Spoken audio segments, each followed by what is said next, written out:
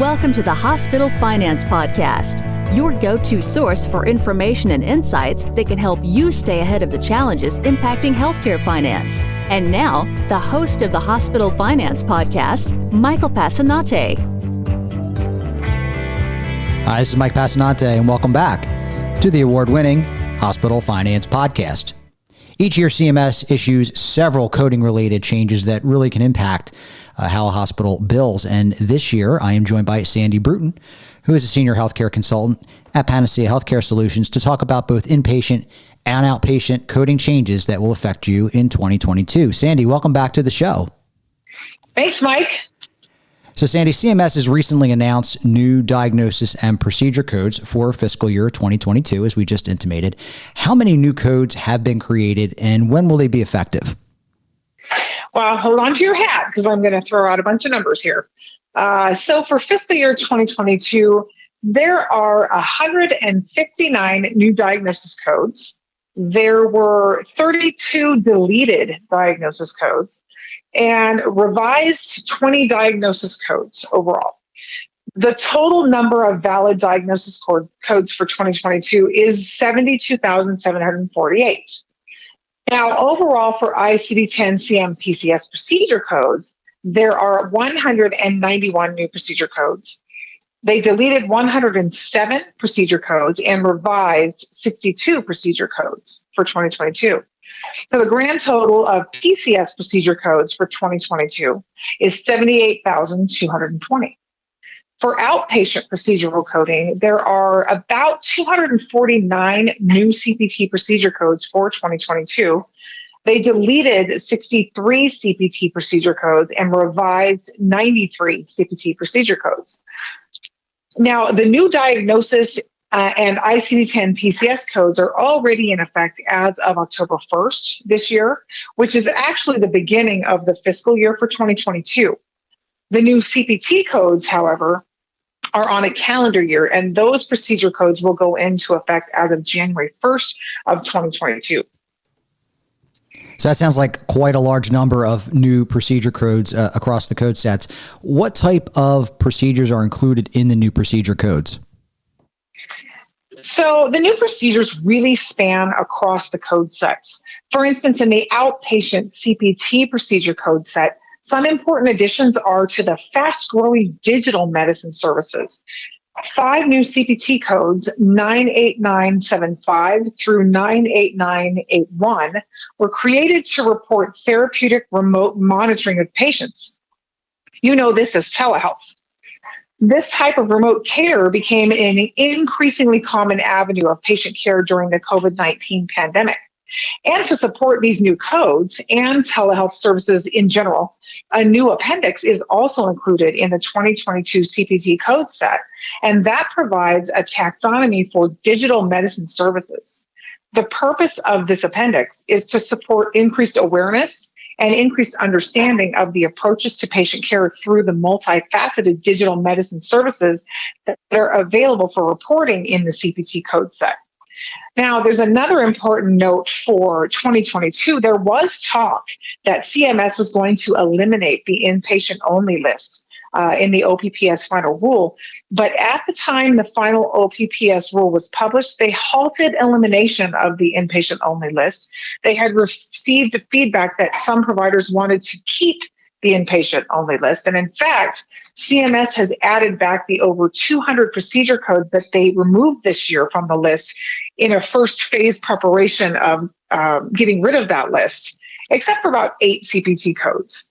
So they've abandoned that, and we'll have to keep an eye on that going forward. See if they're going to try to implement getting rid of that inpatient-only list again. Now, to summarize the new procedure codes in ICD-10 PCS for 2022, many of the new procedure codes are for new body part characters that were added to existing code tables. For example, body part coronary artery was added to the fragmentation table, and that's to capture that newer procedure of intravascular shockwave lithotripsy, and that's often performed during a coronary artery angiography with balloon dilation. Now, some breaking news, however, for the ICD-10 PCS procedure code set. As of December 1st this year, there's been an additional update to the code set for fiscal year 2022, and that is the addition of 7 new procedure codes. 4 of these new procedure codes are to capture a third dose or booster dose of the COVID-19 vaccine introduced either into the subcutaneous tissue or into the muscle. The other 3 new procedure codes added just 10 days ago on December 1st are for the introduction of fostamatinib into the mouth and pharynx or into the upper GI tract and into the lower GI tract. Now, fostamatinib is a drug that was approved in April of 2018 by the FDA to treat chronic immune thrombocytopenia.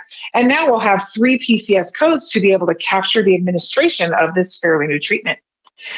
Also of note for 2022, the Centers for Medicare and Medicaid Services added a new measure to the hospital inpatient quality reporting program that will require hospitals to report the percentage of healthcare personnel who have received a complete vaccination course against COVID-19.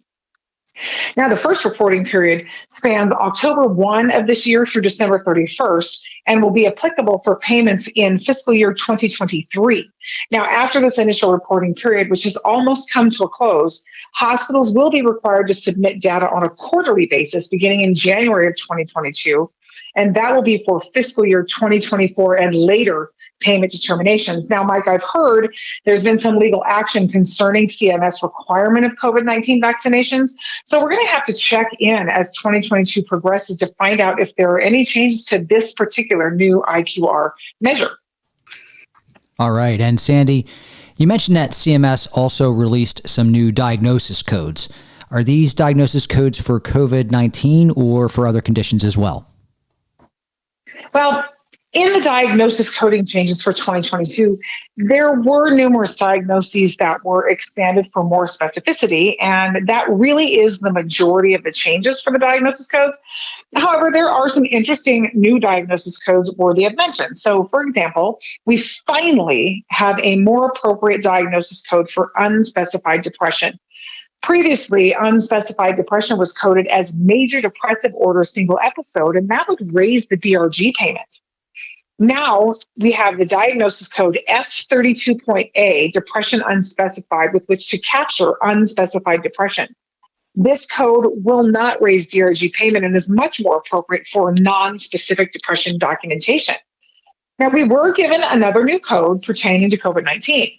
This new code comes after more information is known about possible after effects of a COVID-19 infection. Some of the possible long-term effects of COVID are prolonged loss of smell and or taste, chronic respiratory failure, pneumonia, acute respiratory distress syndrome. This new diagnosis code for fiscal year 2022 is U09.9, post-COVID-19 condition unspecified. Now, this code was actually added by the World Health Organization, and ICD-10-CM decided that they were also going to implement the same code. There's also a new guideline that accompanies this new diagnosis code, spelling out coding instructions for code assignment. Now, also related to the COVID-19 pandemic, we have a new diagnosis code to capture an encounter for immunization safety counseling, Z71.85. This code is to capture when a patient comes to their physician asking about vaccine product safety. Accounting for a good number of diagnosis code additions for 2022 is also the addition of numerous Z codes to capture social determinants of health and personal history information.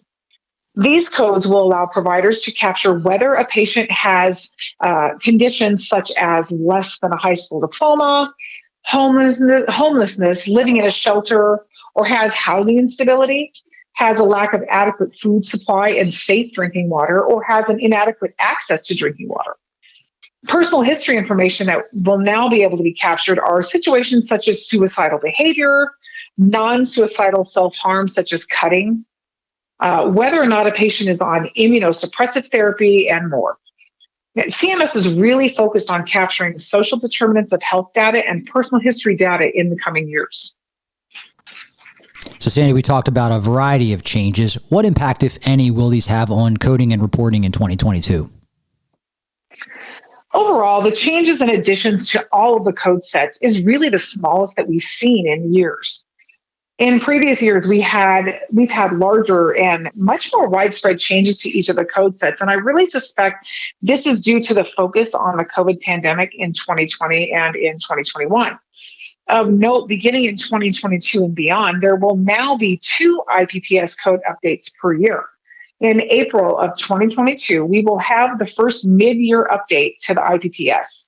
They've indicated this will be a small update initially, and that we will continue to have our normal October 1st IPPS final rule updates every year as well. So stay tuned for that. We'll see how that goes. Yeah, that'll be an interesting change. Sandy, if someone wanted to find more information on these new codes and the implementation dates, where can they go?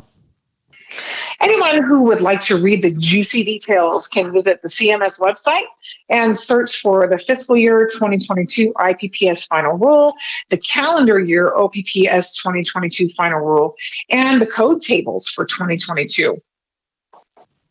Sandy Brewton, thanks so much for joining us today on the Hospital Finance Podcast. Thanks for having me, Mike. This concludes today's episode of the Hospital Finance Podcast. For show notes and additional resources to help you protect and enhance revenue at your hospital, visit Bessler.com/podcasts. The Hospital Finance Podcast is a production of Bessler. Smart about revenue, tenacious about results.